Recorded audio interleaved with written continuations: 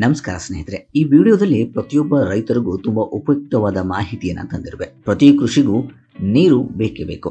ನೀರಿಲ್ಲದೆ ಕೃಷಿ ಇಲ್ಲ. ಹಾಗಾಗಿ ಈ ಯೋಜನೆ ಅಡಿಯಲ್ಲಿ ನೀವು 90ರಷ್ಟು ಸಬ್ಸಿಡಿಯನ್ನು ಪಡೆಯಬಹುದು. ಹಾಗಾದ್ರೆ ಯಾವುದು ಆ ಯೋಜನೆ ಅಂತೀರಾ? ಪ್ರಧಾನಮಂತ್ರಿಯವರ ಕೃಷಿ ಸಿಂಚಯಿ ಯೋಜನೆ ಹರ್ ಖೇತ್ ಕೋ ಪಾನಿ ಎಂಬ ಧ್ಯೇಯವಾಕ್ಯದೊಂದಿಗೆ ಪ್ರಾರಂಭಿಸಲಾದ ಕೇಂದ್ರ ಪ್ರಾಯೋಜಿತ ಯೋಜನೆಯಾಗಿದೆ.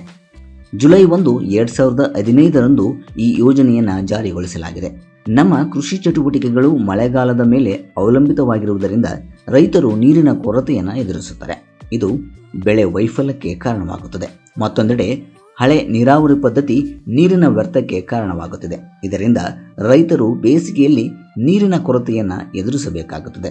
ಮಳೆ ನೀರು ಕೊಯ್ಲಿನ ಸಹಾಯದಿಂದ ರಕ್ಷಣಾತ್ಮಕ ನೀರಾವರಿಯನ್ನು ಉತ್ತೇಜಿಸುವುದು ಪ್ರಧಾನಮಂತ್ರಿ ಕೃಷಿ ಸಿಂಚಯಿ ಯೋಜನೆಯ ಗುರಿಯಾಗಿರುತ್ತದೆ. ಈ ಯೋಜನೆಯು ರೈತರಿಗೆ ಸೂಕ್ಷ್ಮ ನೀರಾವರಿ ಪದ್ಧತಿಗಳನ್ನು ಅಳವಡಿಸಿಕೊಳ್ಳಲು ಸಹಾಯವನ್ನು ಮಾಡುತ್ತದೆ ಮತ್ತು ತಮ್ಮ ಬೆಳೆಗಳನ್ನು ಹೆಚ್ಚಿಸಿಕೊಳ್ಳಲು ಸಹಾಯವನ್ನು ಮಾಡುತ್ತದೆ. ಅದಕ್ಕಾಗಿ ಸಹಾಯಧನವನ್ನು ಕೃಷಿ ಸಿಂಚಯಿ ಯೋಜನೆಯಲ್ಲಿ ನೀಡಲಾಗುತ್ತದೆ. ಅಂತರ್ಜಲದ ವ್ಯಾಪಕ ಬಳಕೆಯಿಂದಾಗಿ ನೀರಿನ ಮಟ್ಟ ನಿರಂತರವಾಗಿ ಕ್ಷೀಣಿಸುತ್ತಿದೆ.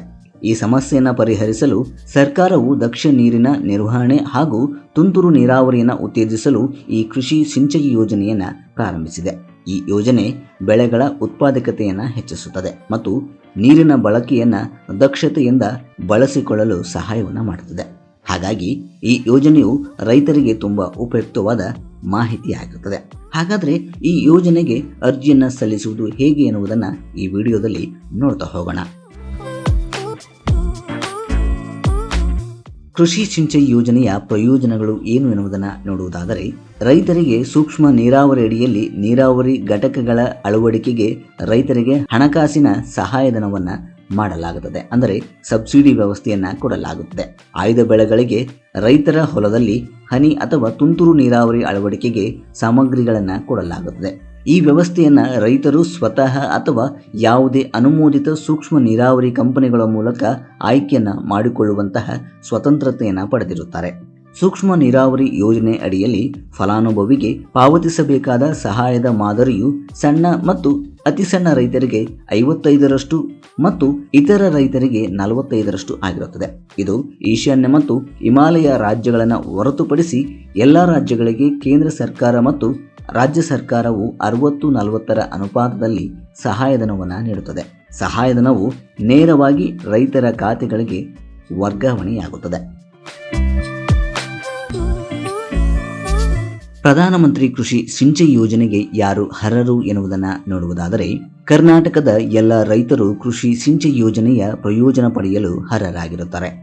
ಜಾತಿ ಸಮುದಾಯವನ್ನು ಪರಿಗಣಿಸದೆ ಎಲ್ಲ ಭಾರತೀಯ ರೈತರು ಪ್ರಧಾನಮಂತ್ರಿ ಕೃಷಿ ಸಿಂಚಯಿ ಯೋಜನೆಗೆ ಅರ್ಜಿಯನ್ನು ಸಲ್ಲಿಸಬಹುದು. ಎಲ್ಲ ರಾಜ್ಯಗಳು ಮತ್ತು ಕೇಂದ್ರಾಡಳಿತ ಪ್ರದೇಶಗಳ ರೈತರು ಈ ಯೋಜನೆಯ ಲಾಭವನ್ನು ಪಡೆಯಬಹುದು. ಒಬ್ಬ ಫಲಾನುಭವಿಗೆ 5 ಹೆಕ್ಟೇರ್ ಮಿತಿಗೆ ಸೀಮಿತವಾದ ಸಬ್ಸಿಡಿಯನ್ನು ಫಲಾನುಭವಿ ಪಡೆಯಬಹುದು.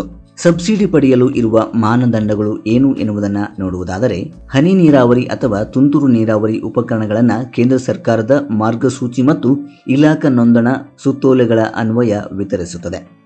ಪ್ರತಿ ರೈತನಿಗೆ 5 ಹೆಕ್ಟೇರ್ ಪ್ರದೇಶದವರೆಗೆ ಸಹಾಯಧನವನ್ನು ನೀಡಬಹುದು. ನೋಂದಾಯಿತ ಅಧಿಕೃತ ಸಂಘ ಸಂಸ್ಥೆಗಳಿಗೂ ಸಹ ಈ ಕಾರ್ಯಕ್ರಮದ ಅಡಿಯಲ್ಲಿ ಸೌಲಭ್ಯವನ್ನು ನೀಡಬಹುದಾಗಿದೆ. ಈ ಯೋಜನೆ ಅಡಿಯಲ್ಲಿ ಸೌಲಭ್ಯವನ್ನು ನೀಡುವಾಗ 24.1% ಸಹಾಯಧನವನ್ನು ಪರಿಶಿಷ್ಟ ಜಾತಿ, ಪರಿಶಿಷ್ಟ ವರ್ಗಗಳ ರೈತರಿಗೆ, ಸರ್ಕಾರದ ನಿಯಮ ಅನುಸಾರ ಹಿಂದುಳಿದ ರೈತರಿಗೆ ಹಾಗೂ ಅಲ್ಪಸಂಖ್ಯಾತರಿಗೆ ವಿತರಿಸತಕ್ಕದ್ದು. ಸದರಿ ಯೋಜನೆ ಅಡಿ ರೈತ ಮಹಿಳೆಯರಿಗೆ 23% ಮೀಸಲಿಡಬೇಕು. ಸಣ್ಣ, ಅತಿ ಸಣ್ಣ ಮತ್ತು ಮಧ್ಯಮ ವರ್ಗದ ರೈತರಿಗೆ ಆದ್ಯತೆಯನ್ನು ನೀಡಲಾಗುತ್ತದೆ. ಸರ್ಕಾರದ ಆದೇಶಗಳ ಅನ್ವಯ ಸದರಿ ಮಾರ್ಗಸೂಚಿಗಳಲ್ಲಿ ಯಾವುದೇ ಬದಲಾವಣೆಗಳಿದ್ದಲ್ಲಿ ಕಾಲಕಾಲಕ್ಕೆ ಅದನ್ನು ತಿಳಿಸಲಾಗುತ್ತದೆ. ಅತಿ ಮುಖ್ಯವಾಗಿ ಈ ಹಿಂದೆ ಪ್ರಯೋಜನ ಪಡೆದ ರೈತರು 7 ವರ್ಷಗಳ ನಂತರ ಸ್ಪ್ರಿಂಕ್ಲರ್ ಸೆಟ್ಗಳನ್ನು ನವೀಕರಿಸಲು ಸಬ್ಸಿಡಿಗಳನ್ನು ಪಡೆಯಬಹುದಾಗಿದೆ.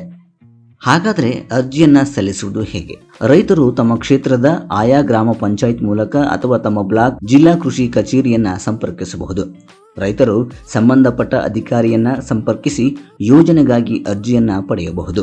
ಅರ್ಜಿ ನಮೂನೆಯಲ್ಲಿ ಎಲ್ಲ ಕಡ್ಡಾಯ ಕಾಲಂಗಳನ್ನು ಭರ್ತಿ ಮಾಡಿ ಪಾಸ್ಪೋರ್ಟ್ ಗಾತ್ರದ ಛಾಯಾಚಿತ್ರವನ್ನು ಅಂಟಿಸಬೇಕು ಹಾಗೂ ಎಲ್ಲ ಕಡ್ಡಾಯ ದಾಖಲೆಗಳನ್ನು ಲಗತ್ತಿಸಬೇಕು.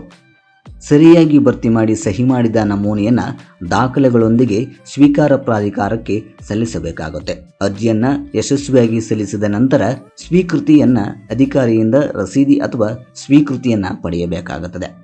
ಸ್ನೇಹಿತರೆ, ಇದಾಗಿದ್ದು ಸಿಂಚೈ ಯೋಜನೆಯ ಸಂಪೂರ್ಣವಾದ ಮಾಹಿತಿ. ಧನ್ಯವಾದಗಳು.